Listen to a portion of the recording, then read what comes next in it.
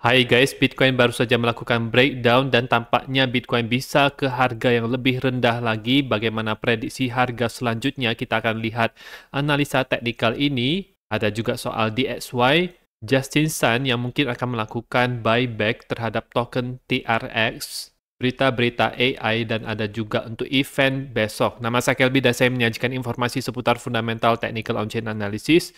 Klik like, subscribe, gunakan link-link yang ada di deskripsi untuk mendukung channel saya. Sekarang kita akan melihat Bitcoin di time frame daily-nya. Ada candle merah yang cukup tebal. Ini kita close lebih bawah dibandingkan dengan close sebelumnya.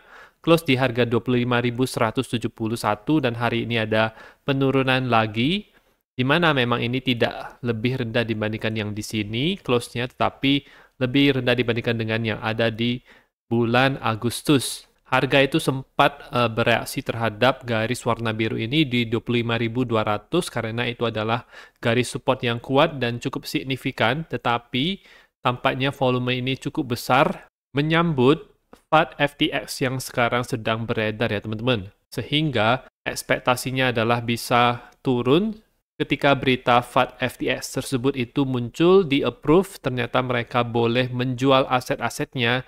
Nah, disitulah pasti akan bisa sangat volatile untuk harga Bitcoin dan kripto yang lainnya. Target untuk penurunan kali ini adalah di kotak warna hijau ini saya ambil dari Fibonacci retracement 61,8 sampai 78,6. Jadi saya sengaja taruh di sini 61,8, 78,6. Di kotak hijau ini berpeluang untuk melakukan rebound dari sini, teman-teman. Jadi, karena ini adalah daerah yang cukup krusial, ada golden pocket, ada juga 78,6. Biasanya di kripto itu akan ada bounce yang cukup kuat kalau misalnya menyentuh daerah 78,6 ini. Itu saya perhatikan di altcoin juga begitu. Jadi, daerah ini kita boleh pantau. Selain itu, saya menggunakan log extension projection, di mana saya mendapatkan di 1,382-nya ini yaitu berada di harga 23.300, itu pas berada di dalam kotak warna hijau ini. Harga mungkin bisa dibawa ke situ mungkin dan bisa mencapai target daripada koreksi yang sekarang sedang berlangsung ini. Posisi sekarang dia sudah melewati projection 1. Nah, sekarang kalau sudah breakdown daripada itu, maka bisa ke level selanjutnya, target selanjutnya yaitu 1,382. Kenapa ini? Itu juga didukung dengan adanya visible range volume profile. Kita lihat di sini bar itu yang paling panjang itu ada di harga 28.000. Nah, ini menjadi semacam resistance. Untuk selanjutnya juga 28.000 bisa menjadi resistance yang cukup penting. Selain itu, ada bar terpanjang yang kedua di daerah yang bawah ini. Nah, itu adalah yang di sini ya teman-teman. Jadi ini di harga 23 ribuan pas dengan projection 1,382 ini. Sehingga ini memperbesar peluang untuk ketika Bitcoin nyampe daerah ini, itu bisa bounce dari situ ya teman-teman. Nah, di bawahnya lagi itu apakah ada volume? Ada teman-teman, itu di daerah ini di projection 2, 19.500 atau katakanlah 20.000. Dan yang cukup besar itu ada di harga 16 ribuan. Jadi low yang kemarin itu yang 15.500. Nah, di situ volumenya itu cukup banyak ya. Jadi itu merupakan yang salah satu yang daerah yang paling besar juga. Ini sifatnya dinamis, jadi tergantung yang kelihatan nanti dia akan berubah terus. Tapi itu adalah kalau kita buka seperti ini, maka daerah 20.000 itu menjadi daerah point of contact yang volumenya itu paling besar. Seandainya dibawa ke sini, maka kemungkinan bottom itu sudah jadi ya. Bottom itu sudah in, lebih kecil kemungkinan untuk ke bawah daripada 20.000, melihat adanya volume profile yang besar di sini. Selanjutnya kita akan melihat di XY, kemarin itu close dengan adanya candle merah ke bawah, tetapi reaksinya itu belum diterima, belum diresap oleh Bitcoin. Kenapa? Karena ada FAT FTX ya. Jadi ini bersama dengan FAT FTX. Jadi selesaikan dulu FAT FTX-nya itu, baru kita akan bisa merasakan kenaikan ke atas ketika DXY ini turun. Nah, tahapan untuk DXY sekarang itu apa? Nah, tahapannya itu adalah ketika dia sudah selesai melakukan Sell off pertama ini yang cukup besar. Nah, ini mirip sekali dengan yang di sini ya, teman-teman. Jadi yang di sini itu ada candle merah yang cukup tebal, tapi dari situ itu dia sempat naik dulu. Tidak langsung turun serta-merta langsung turun terjun bebas seperti itu. Tidak, tetapi dia ada masa-masa membuat lower high dan kita akan melihat dia akan membuat lower high, kemungkinan besar akan seperti itu, baru dari situ bisa turun dengan lebih cepat seperti yang terjadi di sini. Jadi tahapannya adalah yang pertama adalah bearish divergence yang terbentuk pola triple tap, kemudian sell off yang cukup besar, tapi akan ada ininya dulu percobaan untuk bisa membuat high yang baru. Nah, biasanya itu akan gagal membuat yang namanya lower high. Nah, dari sini akan turun dengan cepat.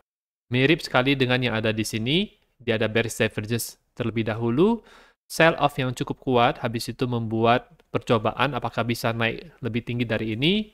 Ternyata tidak bisa membuat lower high. Nah, habis dari situ baru kita bisa merasakan pumpnya. Sama halnya juga yang terjadi di sini di bulan Maret 2023 ada bearish divergence dulu yang ada di sini, sell off yang cukup besar, kemudian ada naik dulu, coba dulu apakah bisa lebih tinggi. Nah, ternyata tidak bisa. Lower high, sekarang kita dalam downtrend. Jadi sekarang adalah kita lagi seperti di masa-masa ini, lagi naik lagi di SY-nya, tetapi tidak akan membuat higher high. Dan sedikit update mengenai FAT/FTX, di mana apakah FTX boleh diperbolehkan menjual aset-asetnya, kita akan tahu berita ini besok. Menurut saya sendiri, mereka pasti akan diperbolehkan untuk menjual aset-asetnya. Dan ini ada langkah dari Justin Sun untuk melindungi ekosistem kripto secara umum dan Tron pada khususnya, di mana dia berencana untuk melakukan buyback token Tron ini via OTC, on the counter trading, jadi tidak melalui exchange dijualnya, karena salah satu aset yang disimpan oleh FTX adalah Tron, ini cukup banyak, sehingga lebih bijak kalau misalnya Justin Sun itu bisa membeli koin Tron ini langsung ke dia ya, tanpa harus ke exchange. Kalau ke exchange akan memberikan selling pressure, volatilitas harga yang lebih tinggi.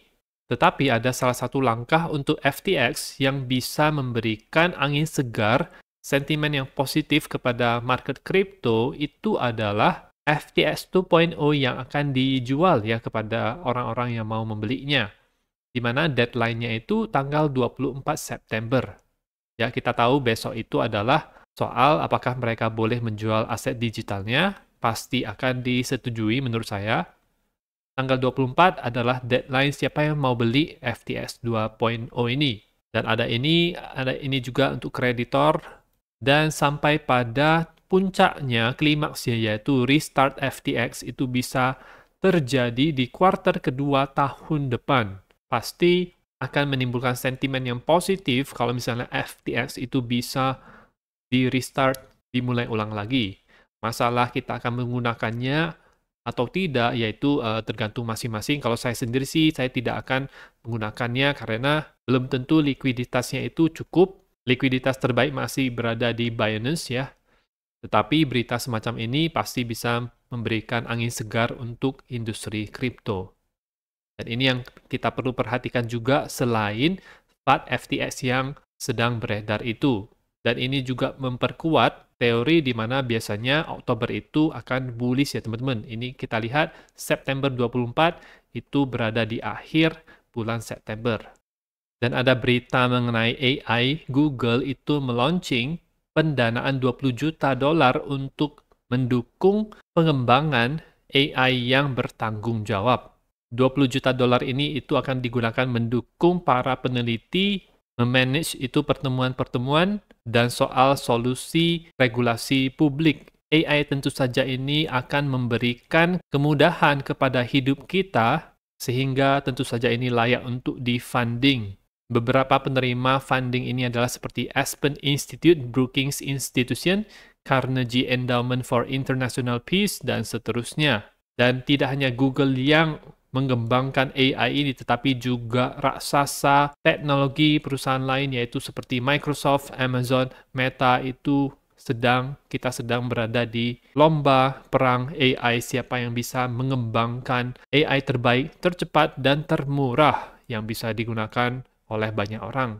Dan tidak hanya di situ saja, tetapi Meta juga ikut serta ingin membuat model AI untuk bersaing dengan OpenAI yang memiliki sistem yang paling kuat. Mereka menargetkan akan membuat model AI yang baru yang akan lebih kuat beberapa kali lipat dibandingkan dengan lama 2 model mereka yang mereka rilis tahun ini. Lama itu dilatih dengan 70 miliar parameter, tetapi OpenAI jauh lebih banyak dibandingkan dengan mereka, yaitu 1,5 triliun parameter, dan mereka juga belum merilis berapa jumlah parameter untuk GPT-4-nya yang paling canggih. Negara Inggris sendiri itu berencana untuk menginvest 130 juta dolar di dalam pengembangan chip berkekuatan tinggi untuk membuat sistem AI. Dan di China juga tidak mau kalah, di mana mereka sudah merilis lebih dari 70 model AI di negara mereka ya teman-teman. Nah, ini apa gunanya kepada kita berita-berita semacam itu? Itu sebenarnya semakin memperkuat kalau narasi AI itu belum berakhir. Kemarin itu sempat booming sekali, dan biasanya akan ada booming yang kedua kalinya. Dan di masa-masa seperti ini, kita bisa mempersiapkan diri untuk menantikan booming AI yang kedua kalinya, yang pastinya bisa memberikan kenaikan harga kepada koin-koin AI, khususnya yang fundamentalnya itu kuat ya teman-teman.